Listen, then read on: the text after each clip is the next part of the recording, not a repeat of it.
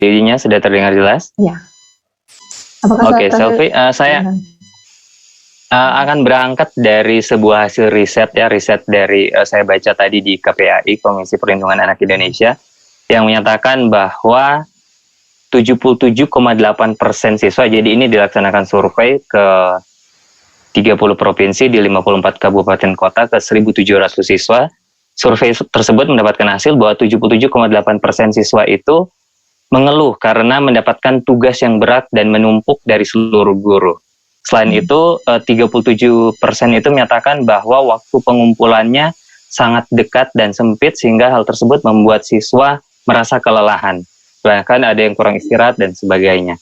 Nah, pertanyaannya, Selvi, bagaimana memastikan bahwa guru itu tidak hanya sekedar memberikan tugas, atau bagaimana metode sebuah pengajaran efektif yang bisa diterapkan guru selama proses pembelajaran jarak jauh seperti ini?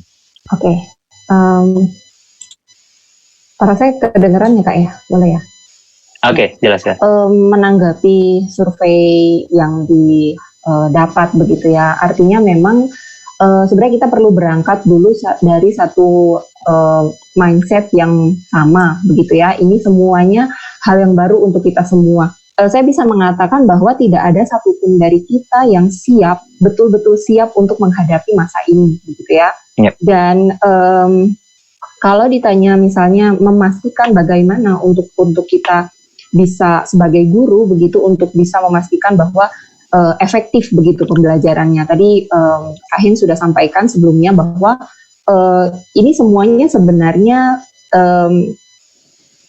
mengingatkan kita kembali begitu ya di bulan di semester lalu mungkin ya, waktu awal-awal mungkin kita semua di sini semuanya adalah pendidik, termasuk kita sebagai orang tua begitu. Ketika kita mendengar kebijakan dari Menteri Pendidikan kita yang baru begitu ya, ada begitu banyak, wah Merdeka Belajar maksudnya seperti apa begitu. Tapi yang saya percaya adalah satu, bukan betul-betul merdeka yang tidak bertanggung jawab begitu, tetapi tujuannya adalah untuk satu hal yang baik, yaitu untuk supaya setiap guru sebenarnya bisa inilah waktunya untuk guru itu bukan hanya sekadar mengajar, hanya transfer ilmu saja begitu, tetapi sungguh-sungguh melakukan hal-hal yang bermakna seperti itu. Dan kalau misalnya bicara metode, saya nggak bisa sebutkan ya, artinya metode itu sangat banyak sekali dan tidak perlu misalnya platformnya harus online, tidak begitu. Yang kita lakukan di sekolah justru banyak, kita kasih penugasan, misalnya saya kasih contoh, saya observe gitu ya di kelas-kelas gitu. Ada yang sedang mengajarkan tentang pertumbuhan tanaman. Jadi dari benih kemudian mengamati pertumbuhannya. Selama ini kan kita selalu textbook begitu ya. Tabel-tabel, kemudian lihat hari pertama itu belum ada perubahan, hari kedua, hari ketiga belum ada perubahan, mungkin minggu kedua baru ada perubahan sedikit sekali. Tapi dengan adanya masa ini justru membuat kita itu bisa anak-anak melakukan sendiri, menanam, misalnya menanam cabai misalnya. Kemudian mereka akan mengamati di minggu kedua, sudah ada tumbuh sedikit begitu. Artinya mereka betul-betul mengalami bahwa itu tuh belajar begitu, bukan yang selama ini diajarkan hanya baca buku, teks ini dan teks ini juga pembelajaran lewat teks juga banyak sekali sumbernya sebenarnya ya, di mana setiap hari, setiap waktu kita disajikan dengan begitu banyak berita tentang data, wah ini korbannya sudah sekian, yang sembuh juga sekian. Nah itu kita bisa angkat begitu dari anak-anak bahwa masih ada banyak nih yang sembuh begitu. Nah jumlah ini nanti bisa kita pelajari juga di matematika, di IPS, di PKN begitu. Jadi banyak sekali metode.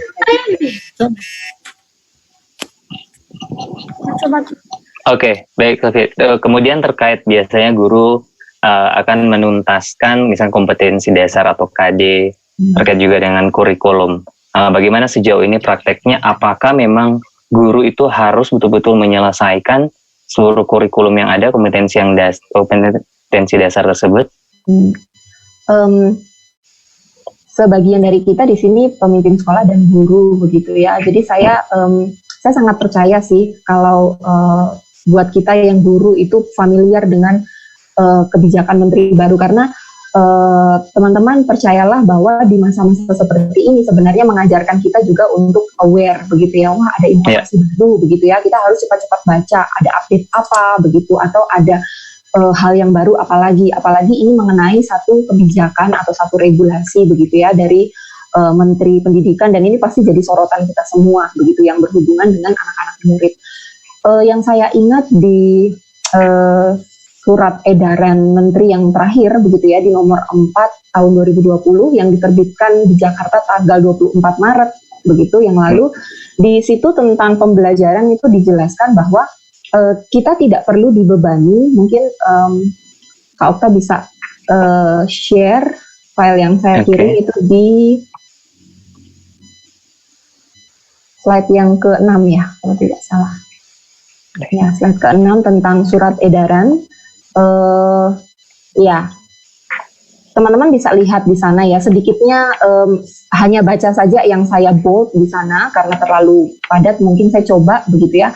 Sebenarnya kita sebagai guru, sebagai institusi sekolah begitu itu diberikan satu hal yang baik begitu, di mana kita diharapkan bisa memberikan pengalaman belajar yang bermakna bagi siswa tanpa terbebani tuntutan menuntaskan seluruh capaian kurikulum, baik untuk kenaikan kelas maupun untuk kelulusan. Jadi sebenarnya sudah sangat jelas bahwa ketika kita akan mengukur nanti begitu ya, itu tidak harus semua KD itu tercapai seperti itu. Jadi dari sini saja sebenarnya kita guru-guru juga sudah merdeka dalam tanda kutip, kita sudah diberikan keleluasaan untuk kita bisa memilih begitu mana ya KD yang harusnya tercapai di level kelas sekian mungkin gitu ya, dan seterusnya. Kemudian ya pembelajaran kita itu difokuskan pada pendidikan kecakapan hidup.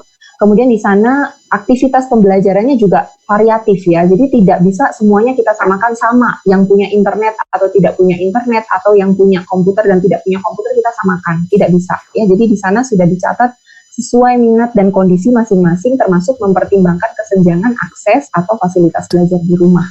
Jadi sebenarnya kita harus support begitu ya anak-anak di rumah, memastikan bahwa anak-anak itu bisa tetap belajar seperti itu. Dan tentu yang paling terakhir yang ini juga saya pikir penting ya, dan ini hal yang baru untuk kita, di mana tadi sudah terbahas sebelumnya bahwa sekian tahun lamanya kita terdidik begitu, nilai itu harus yang angka begitu ya, padahal di sana tertulis adalah umpan baliknya itu bersifat kualitatif dan berguna dari guru tanpa diharuskan memberi skor atau nilai yang kuantitatif. Jadi misalnya dari jurnal tadi yang saya kasih contoh itu pembelajaran kelas 3 kalau saya nggak salah, kelas 3 atau kelas 4 SD di sekolah. Guru-guru, Bu, ini udah minggu kedua tapi belum ada pertumbuhan atau perkembangan nih dari benih yang ditanam oleh si anak ini. Tidak masalah, nanti kita boleh kasih umpan balik, oh mungkin dirawat lagi ya, atau mungkin diperhatikan kembali, tanahnya dibongkar atau berikan air yang cukup dan sebagainya. Jadi sebenarnya umpan balik dari guru itu yang membangun untuk siswa, apa sih yang perlu diperbaiki oleh si siswa ini begitu. Dan ini saya pikir ini satu kesempatan yang sangat baik ya untuk kita semua. Oke. Tadi kita berbicara tentang guru ya, dan proses pembelajaran jarak jauh ini seolah menggantikan peran guru itu digantikan dengan orang tua. Kira-kira dari pengamatan Selvi, dari teman-teman guru ataupun ya ketika Selvi berhubungan dengan guru-guru yang lain, bagaimana kondisi psikologis teman-teman guru sejauh ini, terus effort mereka untuk proses pembelajaran jarak jauh ini? Iya. Mungkin bukan hanya guru ya, kita orang tua juga di rumah juga wah ini stres gitu, karena tadi saya sempat singgung begitu ya, tidak ada satupun dari kita yang siap untuk kondisi ini, dan kita semua akhirnya dituntut untuk menjadi sangat kreatif dalam waktu yang singkat. Nah ini satu hal yang sangat baik, dan kita semua bersyukur untuk artinya kita juga sebagai daripada kita menyalahkan kondisi ini begitu ya, sampai kapan sih saya harus repot seperti ini begitu ya, mungkin kondisi psikologisnya sama ya, kalau mau dipikir saya lebih mending ngajar deh dari pagi sampai sore, saya berdiri ngomong di depan siswa itu enak banget begitu, daripada saya harus memberikan instruksi, belum lagi kalau siswa tuh nggak mengerti maksudnya apa Bu, dan itu harus diketik, wah itu capek banget gitu ya. Dan saya percaya orang tua juga di rumah juga mengalami hal yang sama begitu ya, belum lagi kita yang harus work from home begitu ya, bekerja juga saya di rumah, bukan hanya ngurusin si anak, atau yang anaknya bukan cuma satu nih begitu ya, ada 2 atau 3 mungkin yang semuanya sekolah dari rumah sedangkan orang tuanya juga harus bekerja dari rumah. Saya pikir ini juga satu kondisi psikologis yang kita semua bingung, kita semua ya mungkin tidak ada ide atau bingung harus mulai dari mana, bagaimana begitu ya. Tapi memastikan untuk kita semua bisa bekerja dengan baik itu kuncinya adalah koordinasi yang baik ya, komunikasi, koordinasi dan kolaborasi dari baik dari pihak sekolah ataupun guru-guru, murid-murid juga orang tua. Jadi sebenarnya saya bisa katakan di sini kita tidak perlulah merasa wah saya ini yang paling stres begitu ya, atau saya ini guru yang paling repot loh begitu. Sedangkan orang tua di rumah juga saya juga repot loh Miss, atau saya juga repot loh Miss ngurusin ini semua. Sekarang saya hadapi anak saya, ternyata anak saya begini ya kalau belajar begitu. Ada baiknya juga ketika mereka kenal begitu. Oh ternyata stylenya anak saya tuh kalau belajar 10 menit, kemudian dia harus refreshing dulu begitu, baru dia bisa belajar lagi seperti itu. Jadi memastikan baik-baik saja memang harus ada komunikasi ya menurut saya. Baik, terkait tentang platform yang digunakan, ada anggapan bahwa kalau misalnya sekolahnya itu dalam kapasitas yang besar gitu, kalau yang betul-betul sudah existing sejak lama, sumber daya yang tidak terbatas, dan anggapan bahwa itu dengan mudah karena mereka sudah ada sumber dayanya. Nah, bagaimana kira-kira masukan Selvi terkait dengan misalnya sekolah-sekolah yang betul-betul secara sumber daya itu masih sangat terbatas? Iya. Melakukan pembelajaran dari rumah sebenarnya kalau ada ide sih, maksudnya ada ide atau ada suara begitu yang mengatakan wah kamu kan sekolahnya enak nih, sekolah besar, sekolah yang ada di kota seperti itu ya. Saya pikir itu tidak benar ya, maksudnya kita prinsipnya belajar itu anywhere, anytime begitu ya. Jadi di mana saja kita bisa belajar dan kapan saja kita tuh sangat bisa untuk belajar begitu. Seperti yang saya katakan tadi, kita tidak harus on screen, maksudnya kita harus di depan komputer, di depan handphone seperti itu. Tapi pembelajaran bisa dilakukan dengan berbagai macam cara. Kalau misalnya kita bicara dalam konteks yang mungkin daerah yang sulit mendapatkan signal internet begitu ya, sangat dimungkinkan untuk kalau kami di sekolah kami juga menyediakan modul belajar modul belajar offline atau textbook begitu untuk siswa. Jadi ya memang guru kerjanya jadi double ya. Artinya mereka menyiapkan pembelajaran yang sama, tapi mereka harus tatap muka, mereka juga harus tetap memperhatikan dan memastikan bahwa siswa-siswa yang tidak bisa pakai internet itu tetap belajar. Jadi dengan modul itu mereka komunikasi, mereka tanya ada kesulitan di mana misalnya, oh saya kesulitan menemukan kertas ini atau barang ini. Nah biasanya kita refer ke apa sih alternatif yang bisa dipakai yang lain, tools yang lain misalnya. Oh saya bisa pakai botol aqua misalnya untuk menggantikan gelas ukur begitu ya. Itu bisa sekali nanti kita ukur kalau di gelas botol aqua itu yang 600 mili, oh kalau 300 berarti kamu harus setengahnya seperti itu. Atau banyak yang lain ya, maksudnya banyak contoh-contoh yang lain, misalnya kertas-kertas yang tidak didapat juga kita bisa gantikan dengan coba kamu petik daun, cari yang menjari atau yang satu itu ya, pokoknya yang bentuk daun begitu, coba kamu bandingkan begitu, sejajar dan menjari bagaimana, jadi lihat begitu. Sebenarnya seperti itu, jadi caranya banyak sekali begitu. Kalau saya mau sebut kayaknya ada banyak sekali ya teman-teman, saya percaya lebih kreatif gitu. Oke, tadi berbicara tentang ekosistem, mungkin saya ingin kembali ke Heinz. Heinz, kira-kira bagaimana untuk tetap terus menjaga engagement ini ya? Karena ini suatu yang baru, bagaimana strategi yang harus kita sebagai sekolah lakukan untuk menjaga engagement antara orang tua, sekolah, dan juga siswa? Kira-kira seperti apa, Heinz? Ya, tadi seperti yang Bu Selvi sampaikan ya, mungkin ada ini jadi stigma menganggap bahwa kalau sekolah besar itu resources-nya tidak terbatas dan itu kayaknya lebih mudah, apalagi kalau sekolah di kota gitu ya. Saya sebenarnya mau katakan bahwa itu tidak benar dan itu perlu diklarifikasi dulu supaya itu kita tidak menganggap bahwa saya itu terkebelakang atau saya merasa saya itu tidak punya seluruh sumber daya yang saya butuhkan. Karena justru Bapak Ibu harus mengerti bahwa sekolah itu semakin besar, kompleksitasnya itu makin besar juga, makin rumit gitu ya. Kita harus kayak berhubungan dengan lebih banyak orang dan untuk memuaskan dan memenuhi kebutuhan dari masing-masing pribadi itu tidak mudah, gitu ya. Terkait dengan engagement gitu ya, ini memang isu yang penting sekali karena harus kita akui kalau mau dihitung-hitung, kita ini kan sudah hampir 2 bulan gitu ya melaksanakan ini, dan dalam sejarah, bukan ya kalau bilang sejarah, dalam proses pembelajaran kita tiap tahun, bahkan libur terlama kita pun itu libur kenaikan kelas itu nggak ada yang sampai 2 bulan toh. Mungkin paling lama berapa? 1 bulan kali. 1 bulan. Ya, jadi kalau mau pikir ini, ya ada yang bisa bilang ini libur nak libur. Nah, bayangkan nih dalam 2 bulan ini kalau tidak dijaga engagement ini antara orang tua, guru, dan siswa, ini pasti ketika sekolah kembali ke normal itu sulit loh, sulit banget. Jadi bagaimana cara untuk menjaga itu? Saya pikir tiap sekolah itu bisa come up dengan strategi masing-masing ya, karena tiap sekolah itu punya natur beda-beda. Tapi kalau saya bisa berbagi, misalnya kayak di sekolah saya, kami memang sangat mengoptimalkan ini ya. Sekolah kan kami punya call center gitu ya. Jadi call center itu memang kami berdayakan sudah dari awal semenjak sekolah itu anak-anak belajar dari rumah. Kami bilang bahwa call center sekolah itu tetap available dari pagi sampai sore. Jadi melayani telepon, melayani WA, semua itu lewat situ semua. Kami memang sengaja itu pull di satu nomor, karena memang ada kebanyakan ada juga isunya mirip gitu ya. Jadi kami berusaha kalau yang mirip ya kasih, ya sudah siapkan kayak apa ya, Q&A gitu lah ya. Jadi saya juga sudah latih yang operator, kalau ada pertanyaan ini jawabnya ini, supaya jangan terlalu banyak juga pertanyaan-pertanyaan yang berulang gitu, yang pada dasarnya itu buang-buang energi gitu juga untuk jawab toh. Jadi langsung kasih jawaban standar. Nah terus ya memang sekarang ada sekolah-sekolah misalnya kalau kayak saya misalnya berbicara konteks sekolah di kota gitu ya, mungkin sekarang dari segi fasilitas internet sudah lebih bisa ya. Sekarang kan kita sudah punya banyak platform digital yang bisa menolong kita untuk proses pembelajaran yang dulu agak sulit kalau dengan kondisi seperti sekarang. Nah, saya ambil contoh dulu kota dulu. Tapi kita perlu berdayakan, karena mungkin ini ada yang beranggapan bahwa wah kan itu mahal. Ya memang ada yang kalau berbayar. Seperti kalau ambil contoh sekolah saya, memang kami berbayar dan itu cukup mahal.